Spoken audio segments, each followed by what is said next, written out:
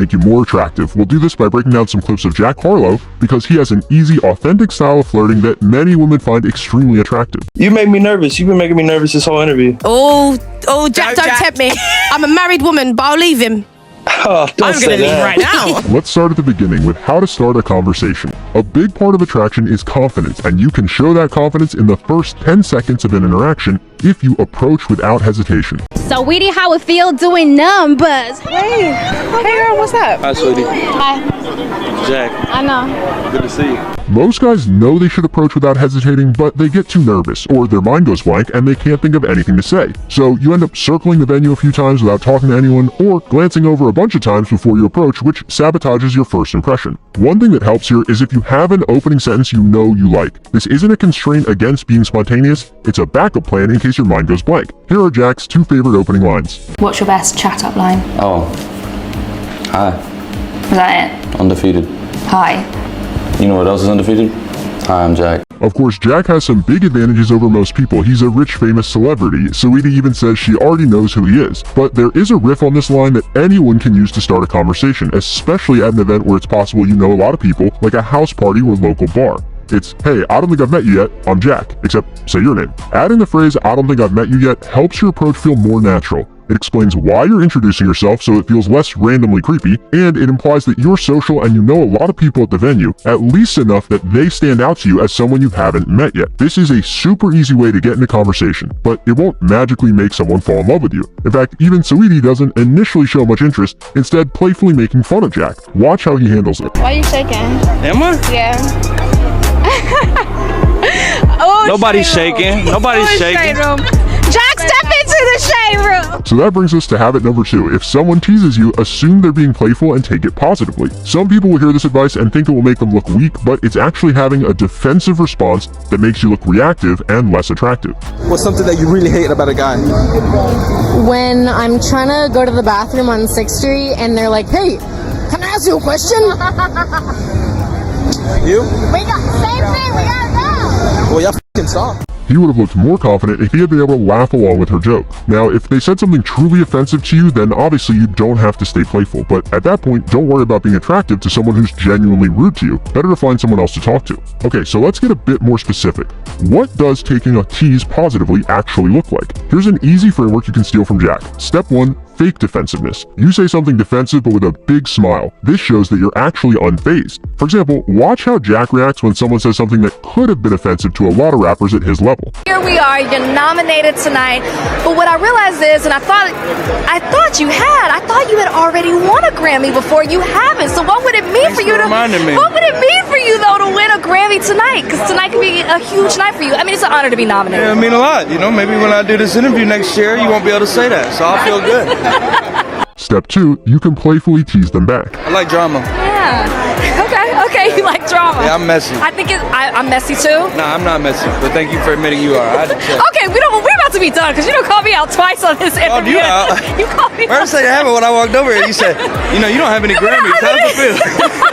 I did it in a positive way. This ties right into habit number 3, push-pull. Use a mix of teases and compliments. Push-pull makes conversation with you more fun because you're not predictable. Your teasing helps people get laughing and builds attraction, and your compliments make people feel good around you and show that your teasing doesn't mean you dislike them. For example, watch how Jack breaks the tension in that last conversation. You've been nominated 3 times. Yeah. But you haven't won. It could be a huge night for you. 6 times. 3 times tonight. Come on, 3 times tonight. Joking. You're good. You're great. Thank you. One thing some men struggle with is complimenting a woman in a way that's not creepy. It's much easier to give a compliment and not come off creepy if you give a compliment that you would give regardless of if you're attracted to the person or not. Hello, Jack Harlow. How you doing? Y'all know how to make a man smile. That's for sure. Wow. You just brought a smile to my face, brother. You just warmed my soul up. If you give someone a compliment, especially a physical compliment, you want to say it like you aren't trying to get anything back for it. The vibe Jack gives off is that he's simply saying what he thinks is true without expecting anything in return for the compliment. You know, is someone here though that you got your eye on? Let me see. I'm right here, Jack. Just kidding. Don't get me wrong, you're beautiful. I just, you know. I thought you meant somebody on this sheet y'all got right here. Again, this is helped by his experience saying compliments about people he doesn't have sexual interest in. Can't even name who was on it. DeJounte Murray was on there. Oh my God. Yeah, he's a good player. Take that back. Oh, nice. Love me some DeJounte Murray. He's smooth as hell. He's like a jaguar. Love his body. Love how he moves. Man. This is the second time you've said that you love somebody's body. What? You saying I'm showing too much love to Really people? keeping it. In your own life, if you want to practice this skill, make it easy for yourself and start with non-physical compliments. And don't force yourself to give compliments you don't mean just to practice. The practice is, when you do think of something positive about someone, share it with them. That ties closely to another thing that makes Jack attractive: honesty in situations where a lot of guys would lie. So, what's your type? My type? Dark hair. You might think he's purposefully saying her opposite, but he said this in multiple interviews. It's just his truth. Also, did you notice that when he says it, he smiles? There's a playful self-amusement in saying something he knows isn't the answer most guys would give. That self-amusement is also attractive. Here's one more example. What, like, is the most romantic thing you've done for someone? Bought them a plane ticket? Was it a private jet?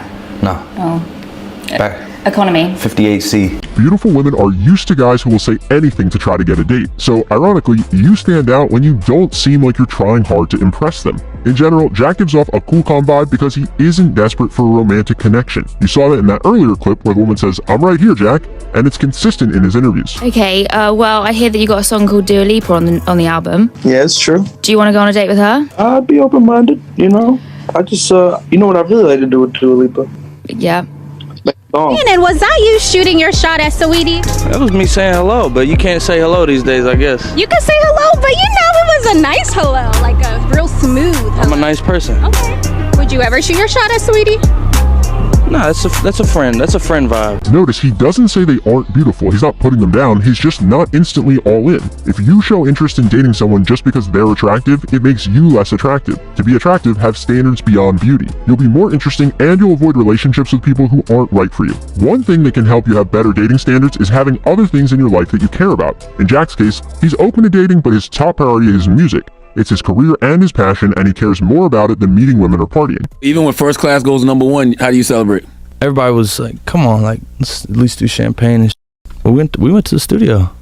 Everyone in there took some champagne. I didn't drink, but I felt good. I'm just head down right now. This isn't to say that in order to be attractive, you have to only care about work. That's not a recipe for happiness. You want a balanced life with friends or family you care about and a career or hobbies you're passionate about. A life you're happy with even if you aren't dating. When you have other things you care about in your life, you won't be desperate to date just anyone, which ironically will make more people want to date you. The second thing that helps you create standards beyond beauty is having options. When you feel like someone is the only person that could possibly make you happy, or worse, perhaps the only person that could possibly like you, it's almost impossible for you to be attractive. If you feel you need them, you can't help but act needy. There are a lot of ways to build a life with more dating options. You can work on your appearance, talents, social circles, social status, or career, just to name a few. But the fastest way I know of to build a life with options is to develop your charisma. Becoming world-class in most things takes years, sometimes decades. But with charisma, you can massively improve in just a month or two. Most people simply never try to learn it, or if they do try, they don't know how to do it effectively.